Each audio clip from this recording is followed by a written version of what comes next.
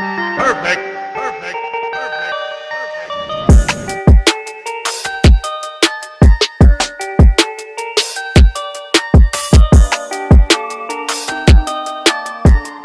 Ayan, isang magandang araw na naman po sa inyo lahat, sa ating mga subscribers at dun sa mga bago nating subscribers. Welcome po dito sa ating YouTube channel. At dun po sa mga hindi pa nakasubscribe, huwag niyong kalimutan na pindutin ang subscribe button at ang bell icon na rin para manonotify kayo kung may bago tayong video. So yun, meron tayong ngayong tipid tips habang wala pa tayong content or mga videos about sa barko o sa mga trabaho natin sa barko. Meron akong tipid tips para sa atin. At ayan, meron ako ditong ito ang aking luggage na ginagamit. At nasira na yung kanyang isang gulong. Yung isang gulong niya dito ay nasira na. So yun ang susubukan nating i-repair para makatipid tayo. So nagtingin kami at ang nakita namin sa mall na pinakamababang price ay nasa about 6,000. At yun, malaking tipid yun kung marirepair natin ito dahil bago pa naman yung ating luggage. So ayan, subukan natin i-repair at ipapakita ko sa inyo kung paano natin gagawin. So ayan, ito ang ating bagahe, ang ating luggage at ipapakita ko sa inyo yung nasira na isang gulong. So ayan, kung nakikita ninyo na damage na at hindi na natin magamit ng maayos. So yung tatlo natitira ay ayos pa naman. So ito lang isa ang ating susubukan nating i-repair para tayo ay makatipid. So ang kailangan natin ay ang lagari sa bakal. So ayan, lagari sa bakal yung gagamitin natin. At ang una nating gagawin ay puputulin natin.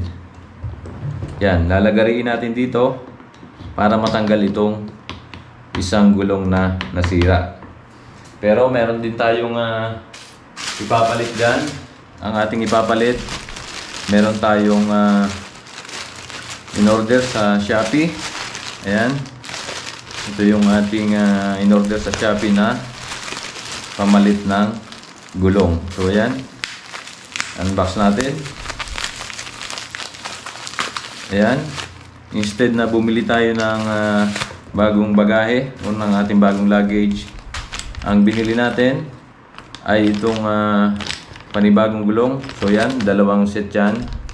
At ito ay nasa 255 pesos kasama na ang shipping. So malaki yung natipid natin kung mapapalitan natin itong ating gulong. So ayan, ito.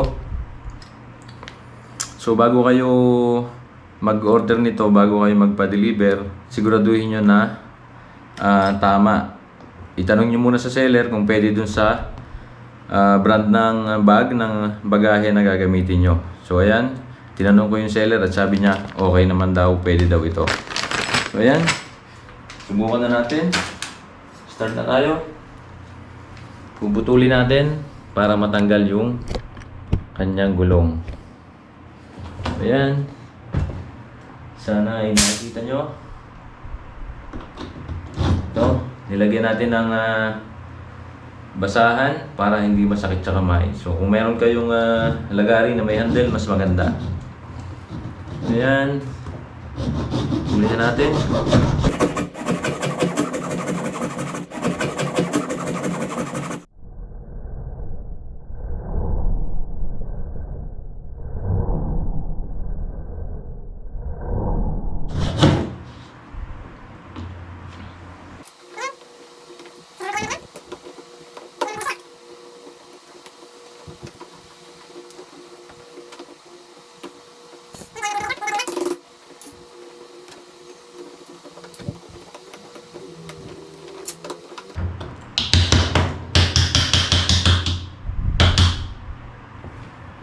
So ayan, at naputol na natin. Ito yung kanyang pinaka pin dito.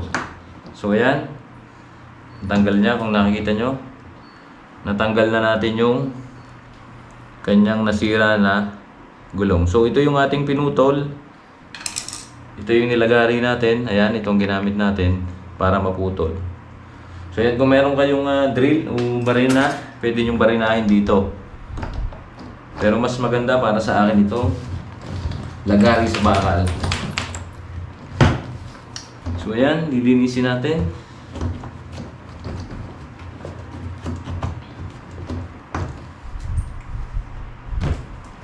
Ayan.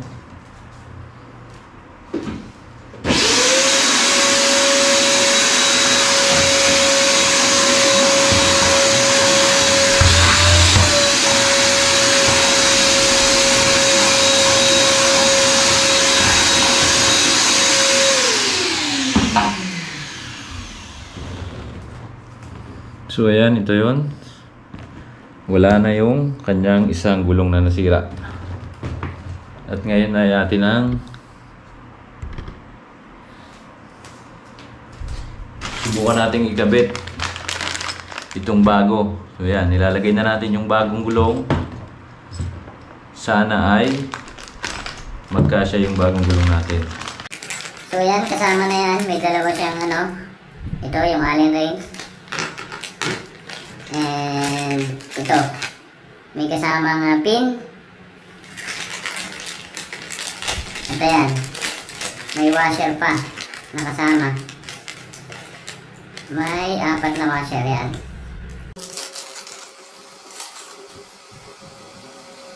At ayan, ito yung isang set ng gulong. May washer at itong pinakalock. May lock na siya at may Allen ring. So yan, kakabit na natin.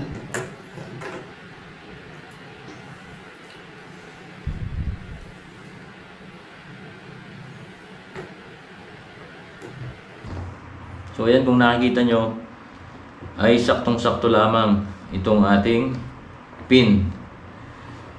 Ayan, napakaganda nito. Ayan, sana ay nakikita nyo. Ilalagay na natin.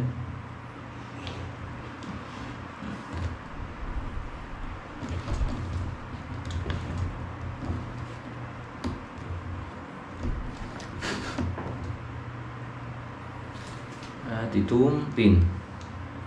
So yan, meron siyang screw, yan.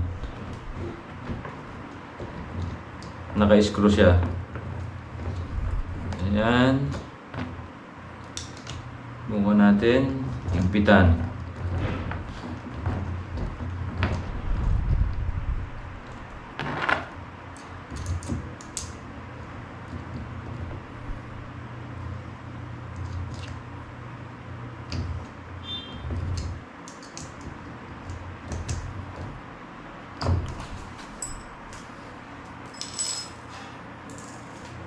So ayan mga kabaro, at sa mga OFW dyan na nagtitipid kagaya ko, meron na tayong bagong gulong dito sa ating maleta, dito sa luggage natin, at magagamit na natin. So ang laking pera nung natipid natin, kaya goods na ito pag alis natin. So ayan, ikakabit ko din yung isa dito para dalawa yung bago. So ayan, hanggang dito na lamang ang ating video. Maraming salamat sa inyo, and subscribe kayo. Yung hindi pa nakasubscribe, huwag niyong kalimutan na mag-subscribe dito sa ating YouTube channel. Maraming salamat, and God bless.